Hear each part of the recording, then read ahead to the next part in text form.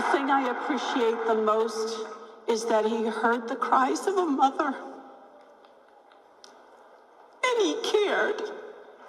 And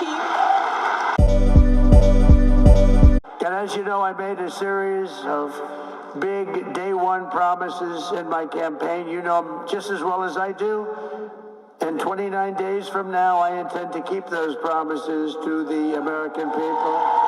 And just as we did 4 years ago, my administration will live by the motto, promises made, promises kept. We did keep our promises.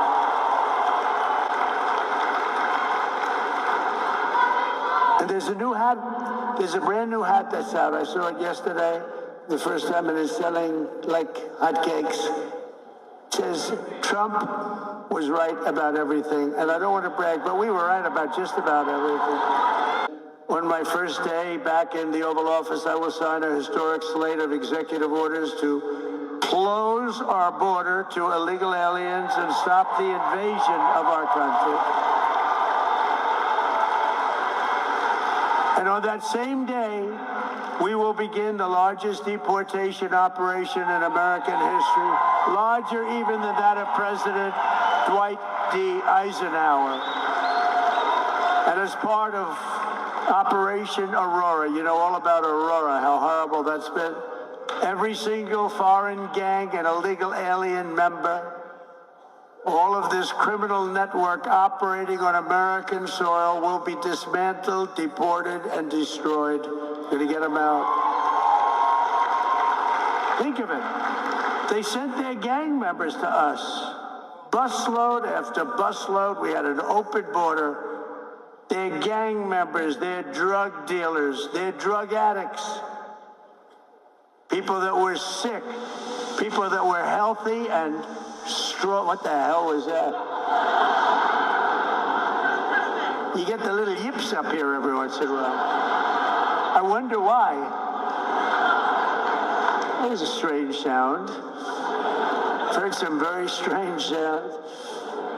Every foreign gang member will be expelled, and I will immediately designate the cartels as foreign terrorist organizations. We're going to do it immediately. And we'll unleash the full power of federal law enforcement, ICE, Border Patrol. How good is, by the way, how good is tomhoman, right?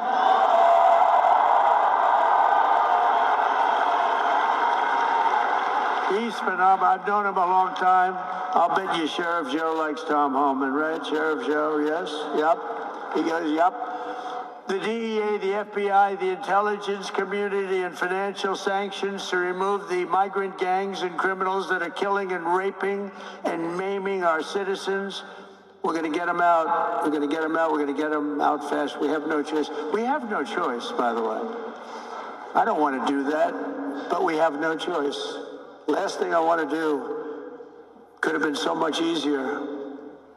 The election wasn't rigged. It would have been a much different thing, but this will show something. This is going to show how we do it and how good we are. You know, we showed how the opposite philosophy runs a country, and it wasn't good. They had an approval rating today. It was 14%. Nobody's ever had an approval rating of 14. That's the lowest approval rating. And we're going to have a very high, in fact, we already have a very high approval rating. We're way up, way, way, way up, higher than almost anybody, higher than anybody as of this morning. We will end the occupation, and January 20th will truly be Liberation Day in America. Is that okay? Liberation Day. And this great liberation will be in honor of all of the victims of migrant crime and all of the angel moms and angel dads who have lost their really incredible kids that, you know, they're going around for years and years, and I talk to them all the time. I know so many of them, and many of them are here, and we can just say, we love you, we're with you. And they had so little help from the politicians on the other side. We're joined today by Patty Morin, the mother of Rachel Morin, who you know all about, a beautiful mother of 5 who was murdered by an illegal alien monster who entered our country under the open border policies of the Biden administration. Your borders are always not too good. Your borders are, that was not tomhoman, I can tell you. But Patty, those days are over, and they will soon be over. I hope we're just not going to have, how can you say never again, but we're going to have as few as possible. It's going to be rough, and it's going to be rough on the ones that do that kind of damage to you and to our country. Where is Patty? Is she here someplace? I just want to thank her. Hi, Patty. Thank you very much.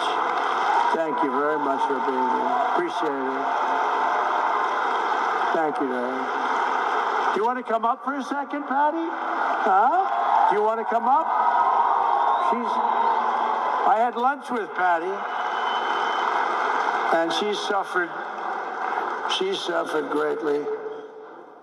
I said, let me help you with your eyes, because I want to help her with her eyes.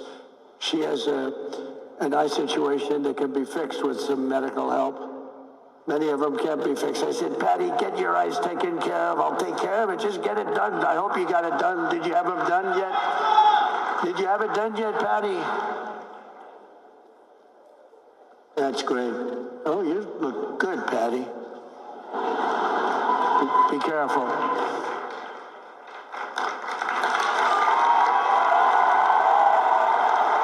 Did you have your eyes done yet, Patty? You get them done, okay?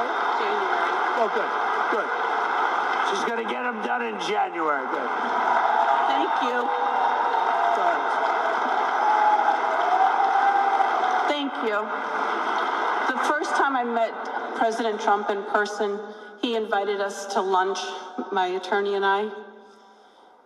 And to be honest, I didn't do anything. I just sat there. I didn't really speak because I wanted to watch the man and listen to what he had to say and what his conversation was like, because I knew he wasn't a politician, but I knew that he had been president before, and I wanted to see if he was a real, authentic man who actually cared for the American people.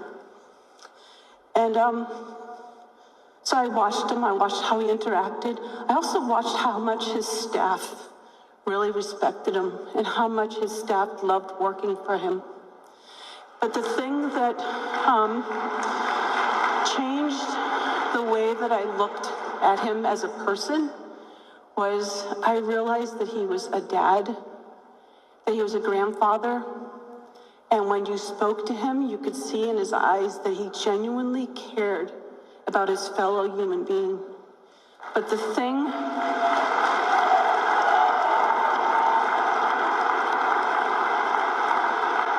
I appreciate the most is that he heard the cries of a mother.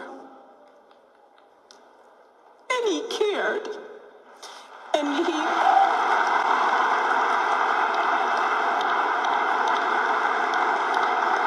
made a promise that he was going to protect us and that he was going to help us. And that's all you can ask from your president, but also just from a fellow human being. And so I personally, I am so honored to know this man and to think of you as a friend.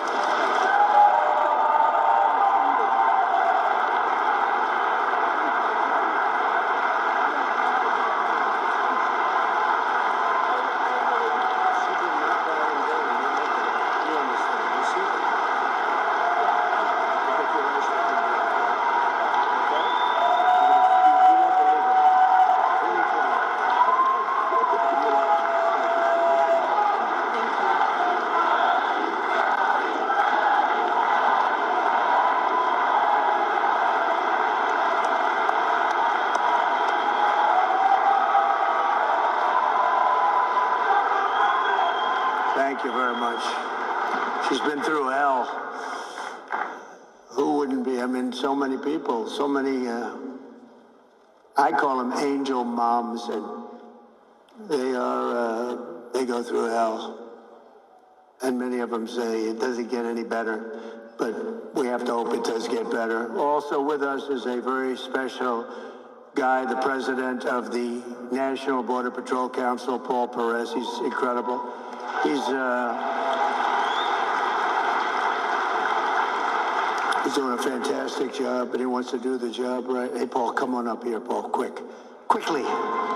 Paul, in 1 month, the Patriots of Border Patrol will once again have a president who will back you and will have you, and we're going to work together as we have done in the past. You know, we had the safest border in the history of our country.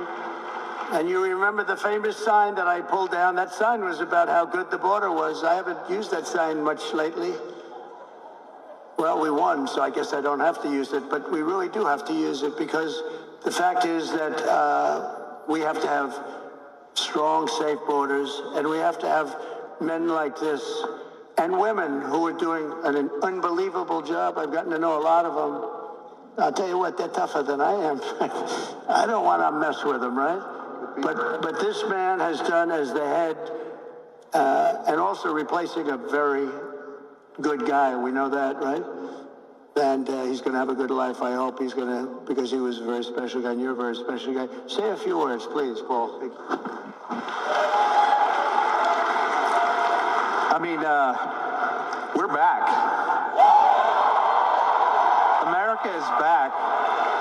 The strength and security that Donald Trump brings to the White House is what we've needed. He's done it before. He's going to do it again. We're going to make all of these communities safe. And like Tomhoman said, if you're not going to help, get the hell out of the way. Donald Trump is by far the best president in the history of this country, and he's going to show everybody exactly why. Thank you.